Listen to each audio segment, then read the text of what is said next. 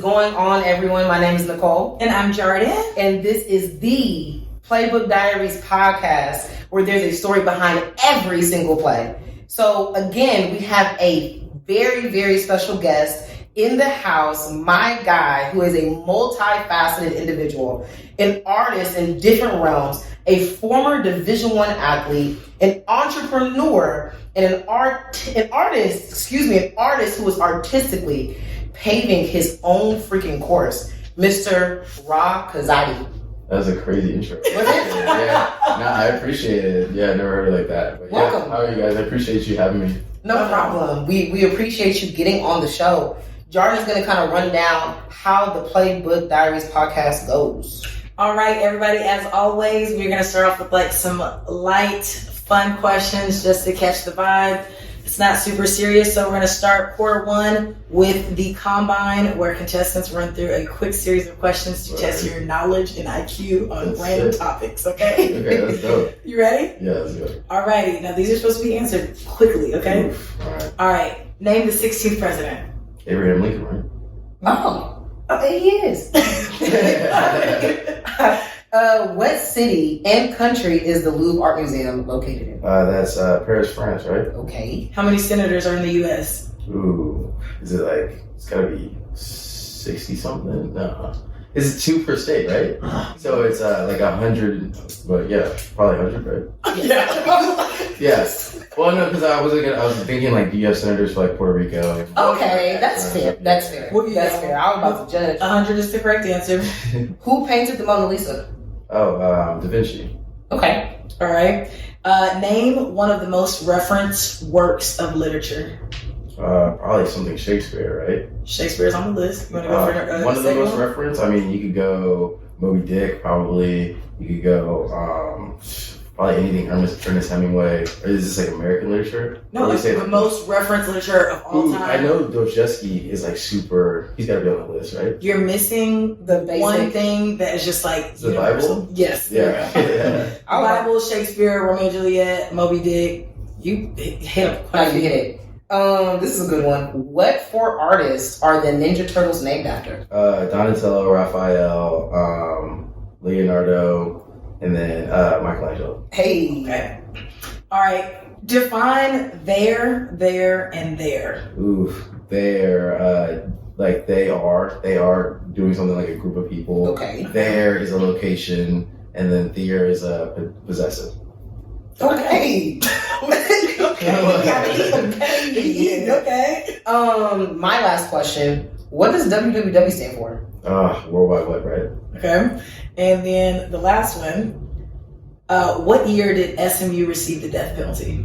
Ooh, it's 1987. Damn! Not 100. I think he's our first guest that got 100%. Why do you know all these random pieces of information? Don't ask. I love trivia. He's a very well-cultured individual. So super weird, like origin story. I used to watch I used to read comic books as a kid. I used to watch Batman a lot, and one of them was the Riddler. So I was always like, would I win against the Riddler? Because he always So say then I would it got me into Riddle trivia and all that.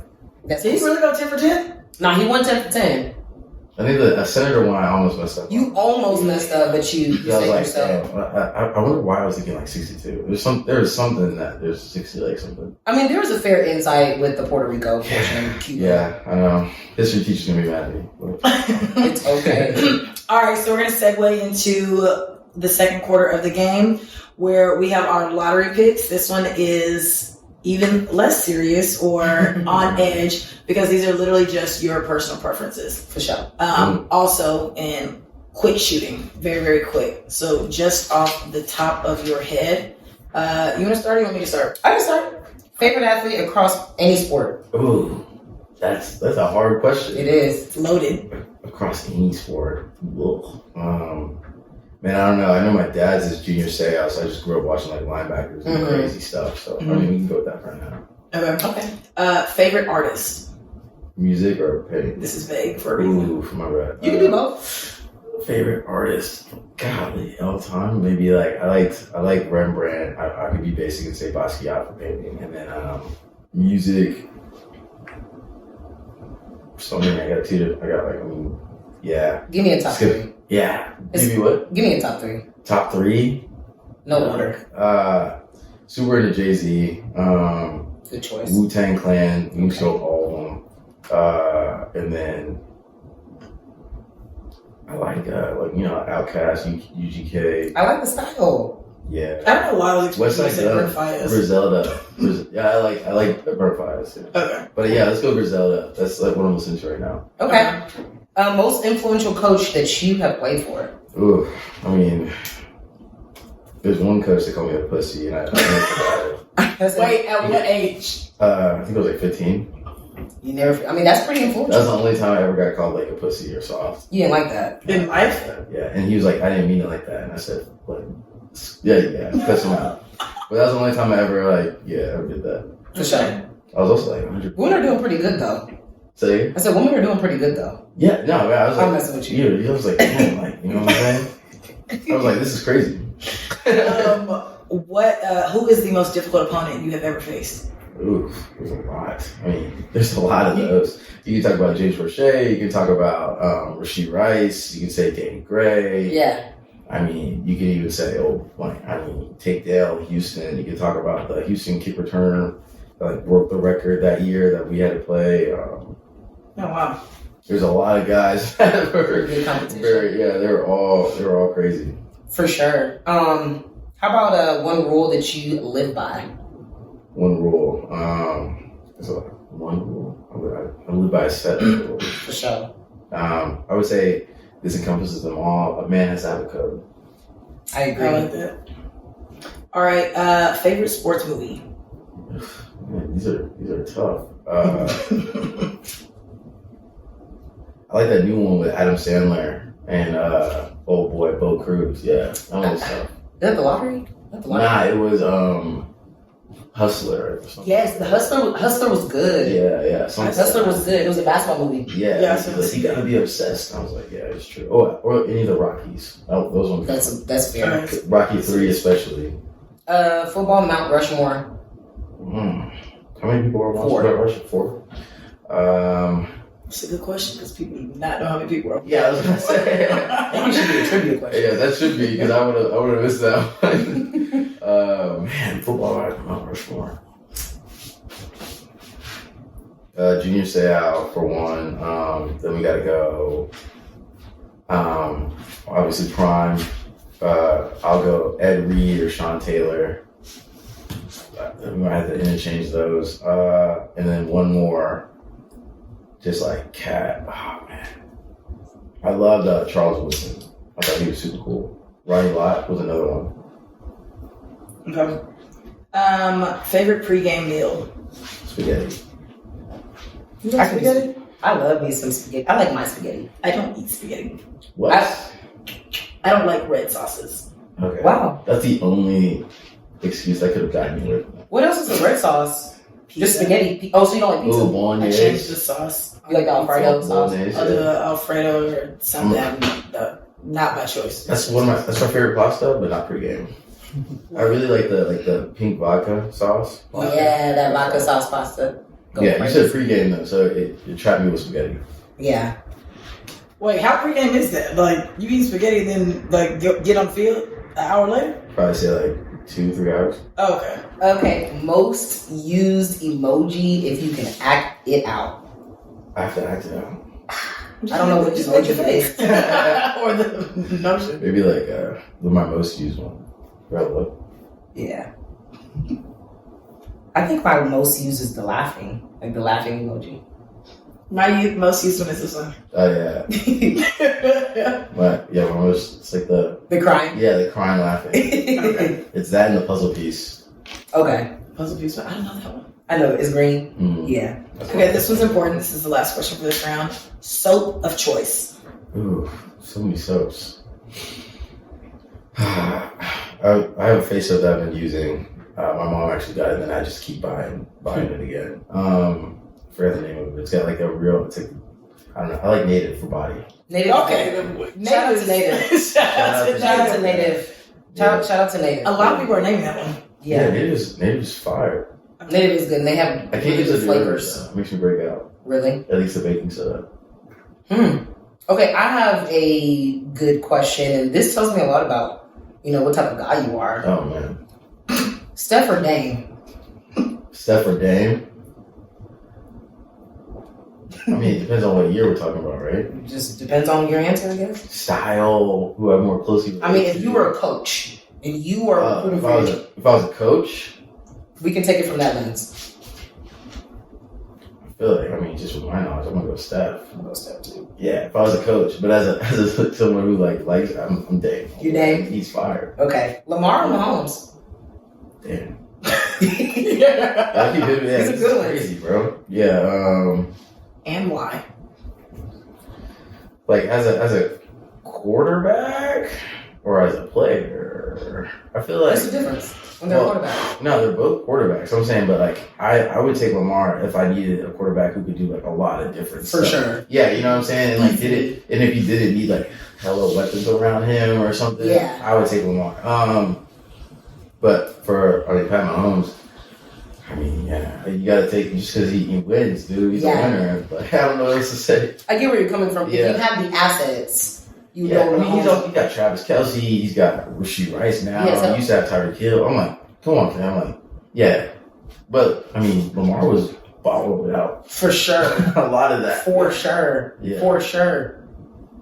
All right, so now we're going to move on to the third quarter, but really quickly, let's do a halftime insert by Nicole. Halftime performance. We want to thank our amazing sponsor, Bizgo. Their logo, their slogan is "We form your business, you go." We want to thank Bizgo for forming our LLC and C Corporation for this amazing podcast.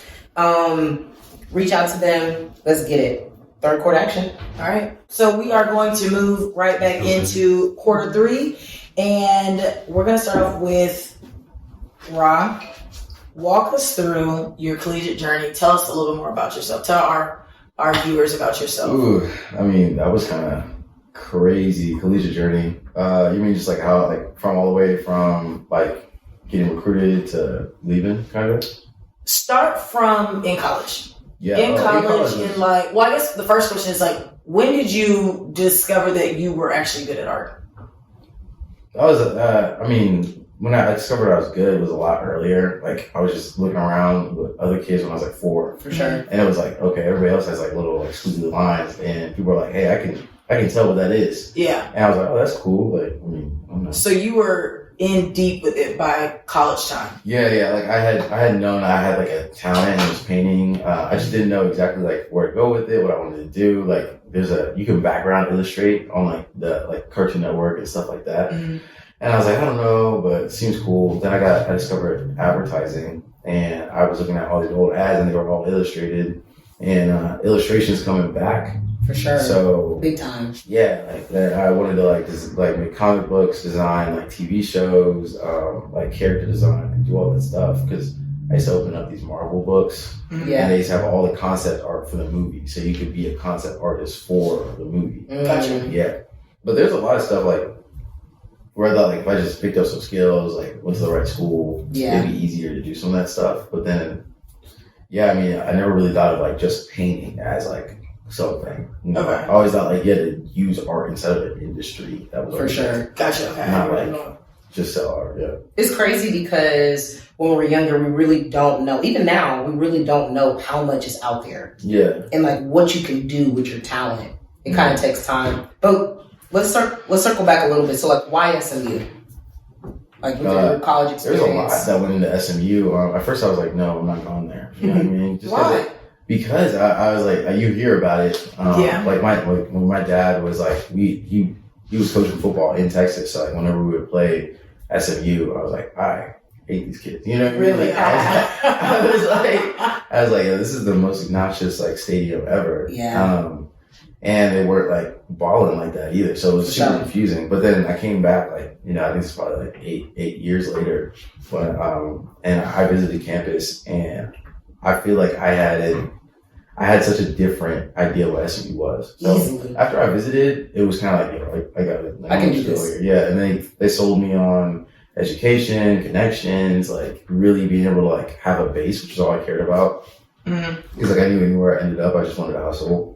So it was just like, what could I do here? Okay. Like, And is for this the time? No, go ahead, finish. I was saying, like, is the ceiling higher here than anywhere else? Yeah, and for the record, all three of us are SMU graduates, and we are Black alumni at Southern Methodist University. That's kind of a flex in itself. That ain't a flex. University. I would definitely say it's a flex. SMU definitely. I was a wrinkled shirt, and SMU ironed me out. Yeah. That's how I would. That's a good way to put it. That I was a wrinkled business button down shirt. Like I had the gear for where I wanted to go. SMU just got me a little straightened out, and I would definitely thank the university for that. Shout out to SMU. Yeah, I would say shout out to SMU. I think SMU anytime I can get, because like they did a lot of stuff they didn't have to do For sure. Yeah. and like facilitated a lot of stuff, and yeah, they're sick. They're definitely top dog in the universities that like I've worked with in terms of finding placement, job placement upon graduation, and helping you negotiate that pay up as high as they think it should be. Yeah. This is an expensive school. They better. Yeah. They definitely prepared me for corporate world, and it helped out a lot. Okay, so it's like it's one thing to be in high school or elementary, and your parent is the teacher. Yeah.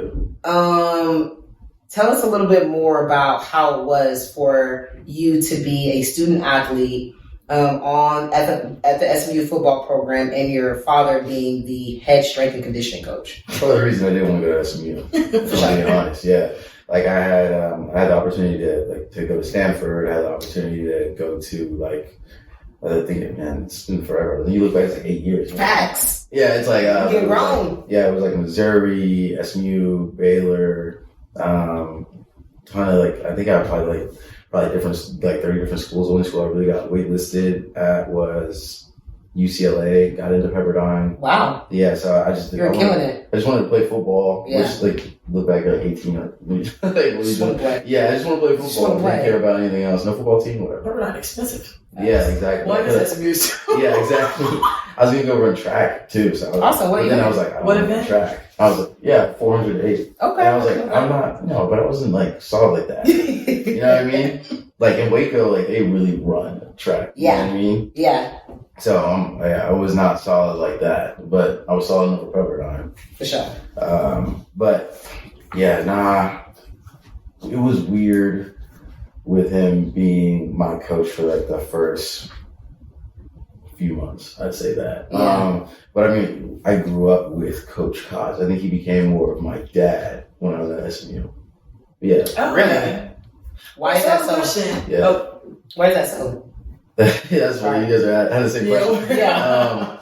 Because like me and my dad, like we were cool. Like we were like, he was much more of like this is what you do, this is how you live, this is how you do things, like this is how you conduct yourself, you're a reflection of this, and this. Yeah. Here are your values, here's a code you have to live by. Like it was like he was very much like took like raising me as like, like he raises kids all the time. Like they come in, he turns them into a man, they just churns them out. Like that's For what he sure. does. Literally. But like when he gets to slow grow you from birth to 18 years old, it was like much more of like this is what it is. Read this book. This is what you gotta do. These are guys you should look at. Here are some ways that you can live your life. Here's what should be important. Here's what you should look for in a wife. Like, and it was very like everything was about like how you become a man. And from like 12. Give me the keys. Yeah, and it was cool, but also you're like, It's a lot. yeah, it doesn't come off very dad. It's just very like didactic, like what a father is, but it wasn't like dad. There's like that when people are like playing catch with their dad, like close and stuff like that. For sure. Whenever we played catch, it was very like This was you do this because like you're gonna be good at it, Yeah. Interesting. Yeah, it wasn't not a whole lot of leisure. Like he taught me how to box, he taught me how to do all this stuff. But then when I got to SMU, he's very like I think he saw who I was as a man, and then he was way more comfortable with me. Like he knew he didn't have to do too much more at all. So he was like, "Oh, okay, cool. I'm gonna chill out and we can just talk." Yeah, be friends. Not be friends, but yeah. more. He was like, it went from like it was very quick. Like, want to grab a drink, Awesome. Where you're like, what? Say less. Yeah, sure. Gotcha. Okay, so walk us through your day to day at SMU with football, academics, and then your own personal endeavors that you had going on with art and anything else you had going on? Oof. Probably like what 5:05 wake up, get to the facility by like 5:20. Really like get that stretch in. We had a 5:50 start time, 5:50 start. Probably about 3.5 hours. Get out at 9. I had advertising class. I was the first football player to ever be admitted to SMU advertising school. Really? Well, especially the creative advertising. Mhm. Yeah, and coincidentally, after you're the first football player, you're also the first Black football player. So it's gotcha. yeah. So there's a lot of that. So the schedule, saying all that because the schedule didn't mix, they didn't care. I bet. Yeah, they didn't. They were like, "Oh, you got football practice? You're the only one." Oh, they didn't work around it at all? No. So I'm running, Oh. like, I remember I had to give a presentation, a slide deck on some of my advertising campaigns. Mhm. I had my football pants on underneath my shorts. Yeah, Okay. it was like that. Like, it was like, hey, like, we start at 9:30. If you get here by 9:45, like, it's cool. We're not gonna count you as like tardy or absent. Okay. And so that's them working around. But I'm like, that doesn't really help me much. Yeah, For sure. shifts. Okay, Yeah. so I was watching an interview that Okay. you had on another podcast, and you said that you had 4 to 5 internships Yeah. during your collegiate career. Yeah. That's insane. Worked with for 2 startups, Ericsson. Then I worked with like Ericsson. They make all this like 5G radios and stuff. Mhm. One of the startups was with a guy who made roofing gear, so you wouldn't fall. Okay. Yeah. Okay. So I designed like his logo. He got a trademark, did all that. I was like, maybe I should have got paid That's more cool. for that. You know? Yeah. Uh, But that's like insane. 4 to 5 internships as a student athlete is, You was on the go. as a football player, like, that's not common. That's really unheard of. People don't do that. well, I mean, I didn't know. Like, he's just For kind of sure. like, yeah, Yeah, You it's just like, grinding. yeah, people kind of like just give you opportunities, and then I got an opportunity to market scale. And every summer I was just looking for an internship. For sure. And the only time it ever got out of hand was the summer I had 2 internships. And I was like, okay, and they were both like at the same time. So do you think that you would have been able to get those same opportunities at a different university? Maybe not those same exact opportunities, but just the opportunity to intern as a full-blown student athlete? Not 4 times. I think Okay. it would have been like a very specific internship. It probably would have been like every year I go do the same thing. But I Yeah. think to be able to like really figure out where I wanted to fit in. Mhm. And like Dallas is, I mean, there's so many businesses Yeah. here, and Oh my SMU God. has such a connection to each one of them. Easily. It's kind of like, hey, I have a guy who's interested in design, marketing, whatever. Can you find a spot for him? Boom. Yeah. Mhm. And then as long as you work hard, somebody else like hears about you, and then they go back and like, can I get with this guy? Yeah. I heard about him. So it just kind of rolls by itself. So I think yes and no. Okay. Would have gotten an internship for sure. Would have been like as effective? No. Yeah. It sounds like you would have got an internship anywhere you went to. You're a hustler, you grind. Mhm. SMU definitely has a funnel of providing great opportunities for their students for sure. And if you want it, you'll get it. Yeah, it was just a funnel of SMU. Exactly. Great, like, yeah, In they're amazing the at city that. of Dallas, like everyone rocks with SMU heavy. One of the things that I'm really curious about is you are all stars in your partnership with that. Tell us a little bit more about your partnership with You Are All Stars. I believe they do trading cards for collegiate athletes. Yeah, so we're actually we're shifting from like trading cards to we are an experiential collectible. So it's not so Okay. much about just the trading card. It's more like the trading card is like the face value of like the easiest way to really introduce the customer to who we are. And then after that, it's like you open up a world of sponsorships, you open up a world of like merchandise, you're opening up a world of like experiences Yeah. that are attributed to the card once you get it. So university it used to be University All Stars. You Are All Stars is now encompasses everything that we do. Okay. But yeah, I was like their second hire, really. Like, I came on directly out of school. At first he wanted to really focus on NIL. He Makes wasn't a sense. college athlete, didn't know a whole lot about like how it all worked. Didn't know like when it came to like CLC, when it came to Learfield, when it came to all these different things. But like as someone who had been in the like world, like my dad was a coach, then you go into being a player, and then you slowly you start to look around and see the business of it. Yeah. It was way easier for me to navigate, and I knew exactly where to go. So I was like saving time. I was like really effective in like player outreach just because of like my Makes network sense. already. Yeah. And I had just came off the NIL conference too. So all this was all happening at the same time. So it was kind of like, why not? Okay, so you spoke about NIL. So you have Yeah. a very unique perspective to NIL. Were you an active player before and during the implementation of NIL? Yeah. Okay, so again, we did our research for you, King. This is a lot of research. I'm this is sick. You talked on another podcast and you spoke about all these extra things that you had to do to go around selling and promoting your art Yeah. to avoid a NCAA compliance issue. Yeah. So can you talk about that? And then I want to follow up with how it's a lot easier now. Oh yeah. Oh my gosh. I couldn't sell a t-shirt. I remember I did a design of my own like artwork, regular t-shirt, not sports affiliated at all with SMU. I came out with the whole like thing, and I had really designed the whole like drop around it. Posted like the first part of the drop. They said, I got a text like, yo, you can't do that. You That's can't crazy. I was like, dang. Well, who tested your compliance? Yeah, man, they hit me up like immediately. I posted on Twitter, which is like my fault. Like, cause everybody's on Twitter. Yeah. You're also thinking you're not doing anything wrong. Yeah, I'm like, this has nothing to do. Like, I'm trying to make some bread. Like, this is crazy. Facts. Yeah. But because of your name, image, and like, because the rule of thumb, correct me if I'm wrong, for compliance is if you are pre-NIL, if you are selling a product or a service and it could possibly be interpreted as you're getting X amount of sales because of your athletic status. Because of your name, image, and likeness. Yeah, because your name, image, and likeness. And so shifting from that, how much easier is it now? Way easier. Like, I could sell paintings as myself. I had to leave them unsigned at a point. And then I also couldn't like host shows like the one I just did. Yeah. In January 12th, like I wasn't able to do something. Great show, by the way. Yeah. Well, great show, by the way. Yeah. It was got 400 people instead of like 150. Isn't that amazing? Yeah. It was really that means cool. it's a good problem to have. It's a great problem to have. But I was like, okay, like maybe we need a quality control. Yeah. We need some people. Yeah. But it was really cool. But I wouldn't have been able to do any of that. So it's cool that I got to start as early as I did, but also sometimes I think about what I would have been able to do if I had the access that I did when I was in school. It's even crazy because when I was an athlete, I remember at the very beginning, and I wouldn't be surprised if they still did it, but at the very beginning of the semester, they would always ask like, please write down, make a list of your jobs, right? Or basically like how you're making money. I'm like, why? Yeah.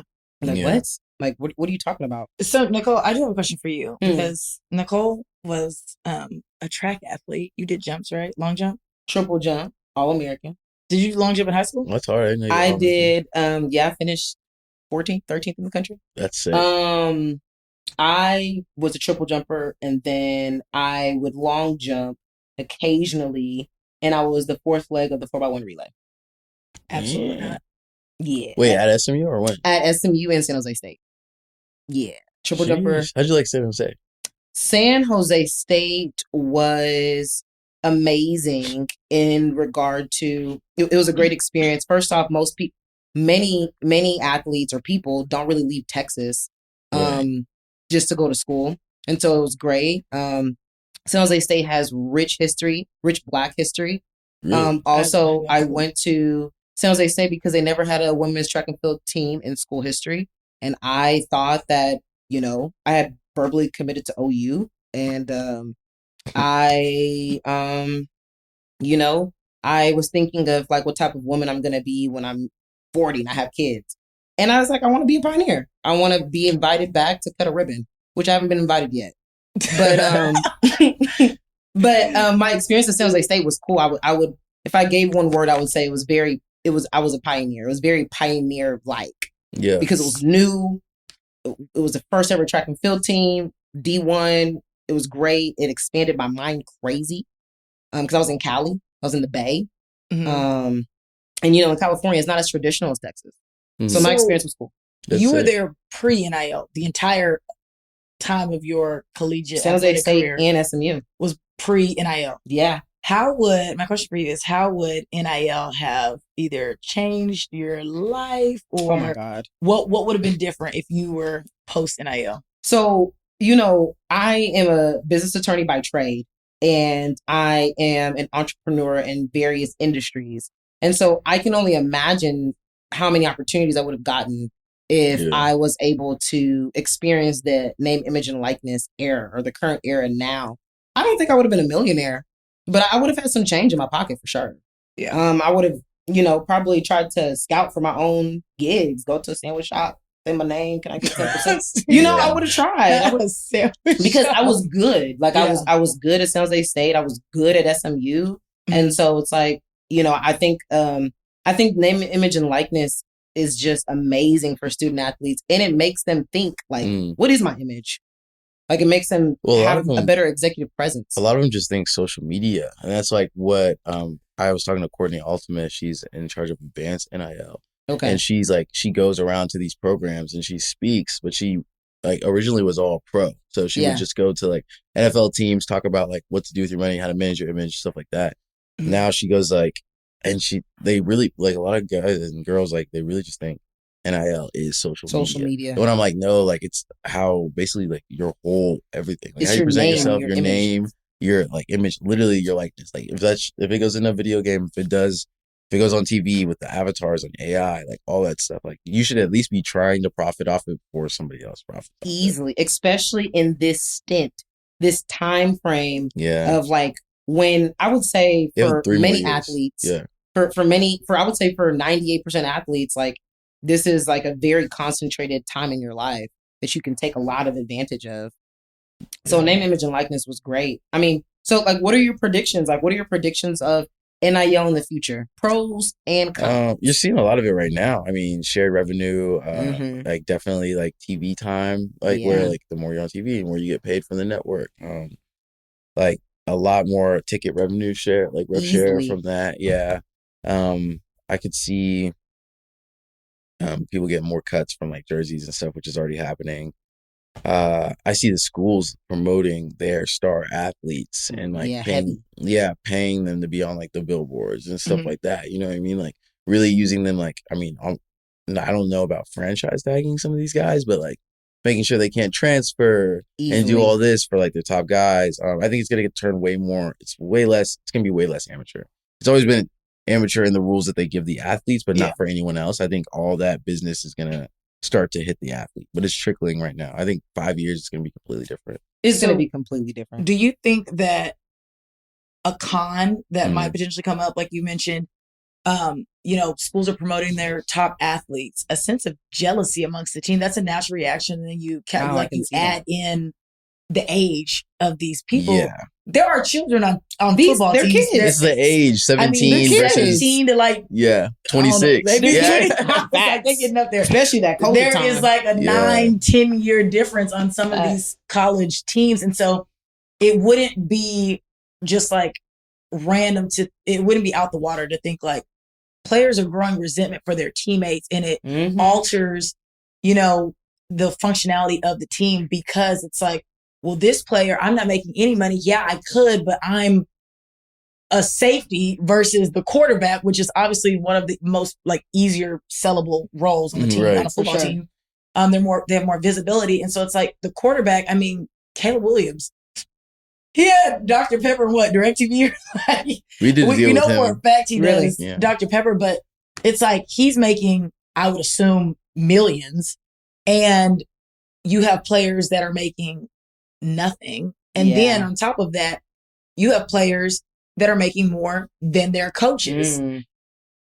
Do you think that there will be some added regulation, like kind of like a salary cap? Salary cap. And that's what I was saying. Like you turn it a little bit more pro. Like obviously, like you're gonna have to approach it like as a pro attitude. Like you're no longer like as a college football coach. You're no longer like it's not high school. Like this isn't for fun. Like not a game, even business. College 5 years ago was like a lot of these guys would be playing for fun. Like they're like they know they're not going to go to the league.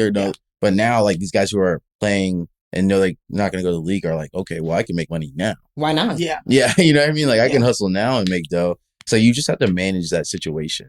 And like I see like a lot of outsourced like GM roles to handle what you're saying, bringing personalities in a little bit more. Like it used to be like you can bring in anybody. Like hey, is this guy a good fit for the team?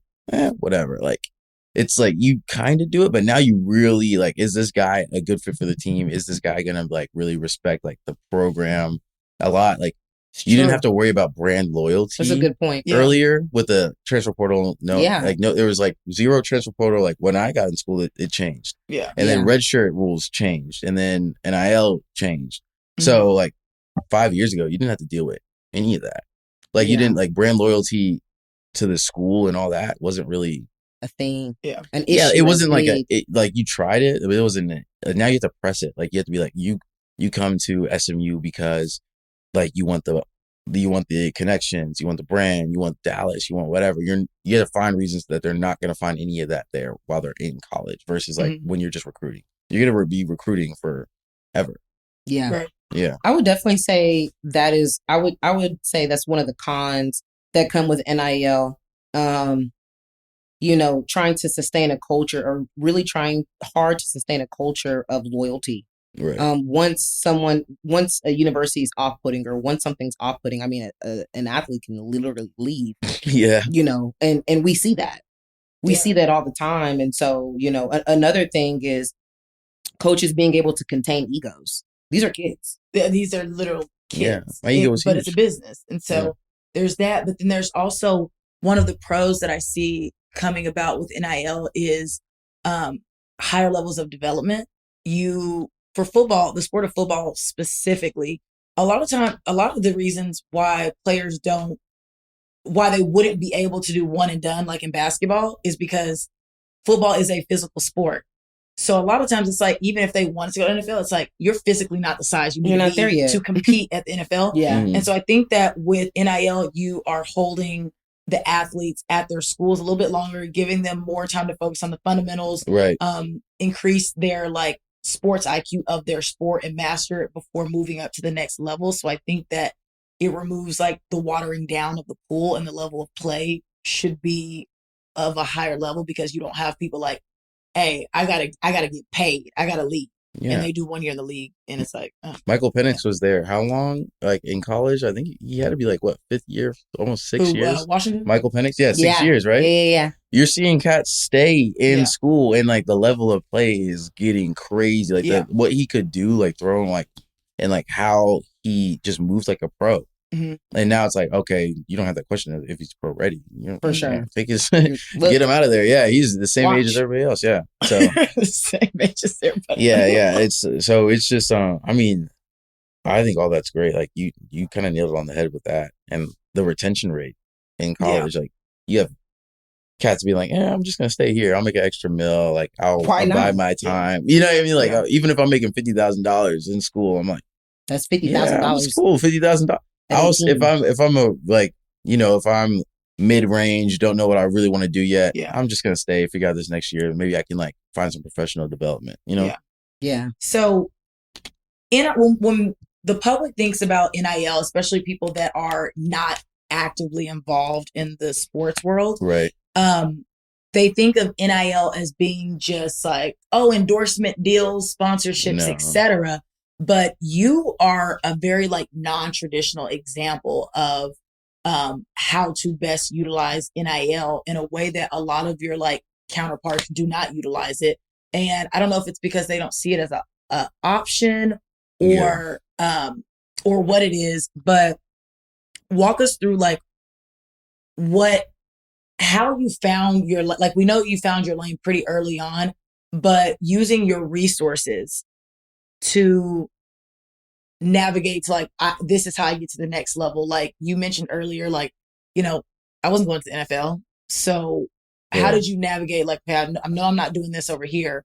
So these connections that I'm making, like how am I going to use these? Yeah, I think you kind of noticed some of that like your junior year. Like I had just come off surgery. I had 2 surgeries my sophomore year, and I was like, yeah, this hurts. Like, I remember. Yeah. I'm like, this is taking long to heal. And I'm like, I don't know if I could do this if I'm 27, 30. Yeah. So it's like it no longer becomes like, oh, can I go to the NFL? It's like, okay, how long would I be able to play realistically? Am I going to be moving around a lot? Where do I want to go? Do I want a family? Like you have all these questions pop up because like it just like for me, I had that experience early, so it made me move a little bit differently in the lane. also attribute that to the creative advertising, corporate communications, all that. Seeing how I could position myself, I viewed it as like a market. So I was like, how do I position myself differently than everyone else? Instead of like going to the brand, why wouldn't I become a brand? Yeah, and that's so I was thinking about NIL like as like I am a brand. How do I do this? Gotcha. That's a great point. And I was like, if I was another artist, what would I tell myself to do? So like, I think it's some guys aren't viewing themselves as brands, like enterprises. Like you need people to help run you, and you also need to create an infrastructure so you can still do all of these other things. For sure. And at that time, I had like a nonprofit, the Deton Collective. Also was like just like really painting. Like I just started that website up. Still in the majors and still playing ball. So it was like, how do I do all these things?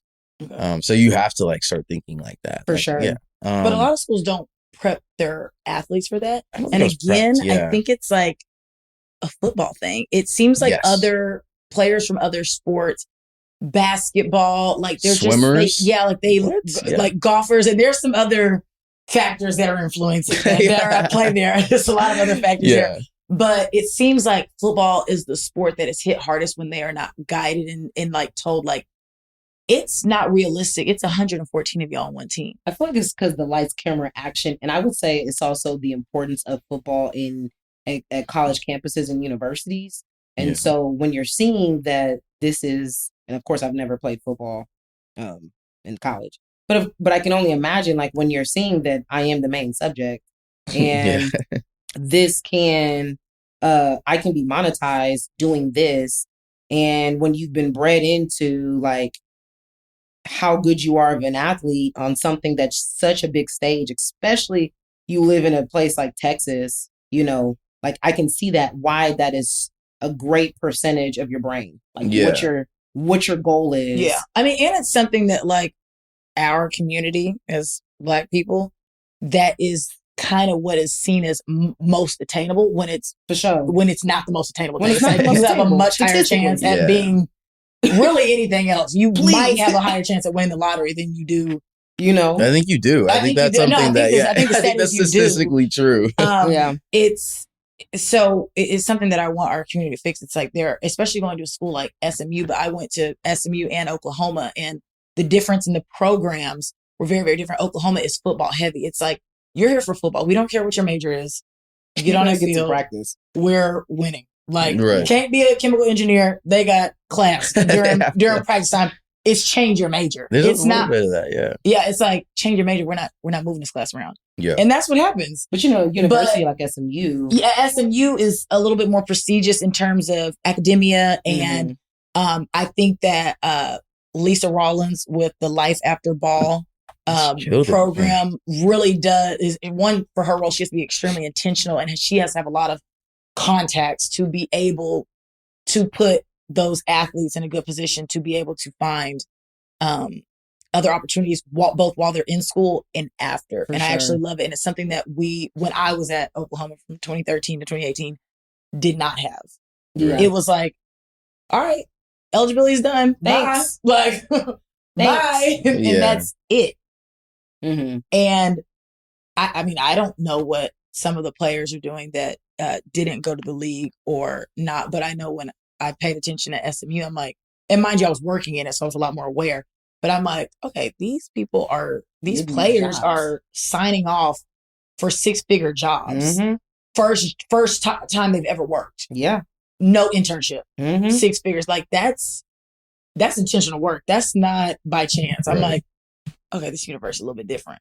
So that's when you does other contact. But. Especially if you get your master's there after, like while you're playing, which is something that I was like, oh, should I do whatever? But yeah. That's a hard program. SMU would beat my ass. No, SMU's tough. I used to cry every day. Like, I can't do it. It was tough. So I want to kind of start intertwining, you know, what you're doing now, your art, your passion for art. You were kind of saying things that you're a brand, which is honestly a great perspective. So what do you think is what was like the it moment that made you realize like, man, I have this special talent. Like, let me push forth with that. Was it the injury or like, what would you say? Because you turned up with the art. I appreciate it. I mean, it was really just like you need bread. What makes me different than everybody else? You know what I'm saying? Like real talk. Like you can be like philosophical and be like, no, I just felt this calling. You're just like, like I need money. Yeah, you're like, you're like, yo, okay. Like if the average like thing, because everybody's like, oh, you can't make it as an artist. So I'm like, okay, well, how many paintings do I have to do to sell? Okay, well, if I can't physically make that many paintings, how do I do this? And then like you are literally like, you have time to think when you're hurt. So you're like, how do I do this? Yeah. What can I do? Where can I infiltrate it? What makes me different? I'm not even going to say like better. Yeah. It's just like, what's like my identifiable thing? And like with brands like Nike, you see like, hey, everybody is an athlete. Like if you wear our clothes, like that makes you an athlete. You move. Adidas is like a way more like you have the flair. They have soccer. Like they're about like really being like emotional. And then you go to Puma, leaning heavily into streetwear, leaning like same with Reebok, like they're kind of fighting for that. And then you look at like some of these brands like ALD, like it's really nostalgic, clean. So what is Ra Kazadi? And that's really how I approached it. And then cats who like started businesses, like they're all at SMU. So I was like, hey, how do I do this? What do I do? They're like, do you have your LLC? Do you have this? What's your website look like? Are you updating it? What's your email flow? Like people are asking you these questions. You're like, I don't know. They're like, do you have a one pager? Do you have a deck? Can you send it to me? Yeah. And you're like, I have none of these Great things. questions, but now I'm gonna I'm gonna go make. Yeah, and like with the nonprofit, like it started it for fun. And they were like, are you 501c3? No. Like yeah, like how do I do this? I just wanted to help out. And you start to just learn all these things like on the fly, and then you go into the professional world and you're like, oh, I'm pretty prepared. Like you know what I'm saying? Yeah. But I don't think there's a wake up moment. It's just like you wake up and you're like, okay, how do I make bread? Because especially with no NIL and bad deal. Like I think the statute of limitations is on this now. Like they were good, but like I was like flipping stuff for like $200, $600. Yeah. It's just like big pieces for like $600, which is in college. You're like, cool. That's money. You know what I'm saying? Like my food's getting paid for from the facility. Like all this other stuff is taken care of. Everything else is like $600 covers everything. Yeah. Everything else is extra. We are going to shift to the fourth quarter really quick because I know that you have to be somewhere. So these are like quick questions. Maybe not. Let me not lie. Okay, so don't lie. Maybe not lie. The fourth quarter, which is our diary, the more personal questions for you. So one is give us an unpopular opinion that you have about anything. I mean, a lot of my unpopular opinions, I can't tell if they're popular or not, but it's like, I feel like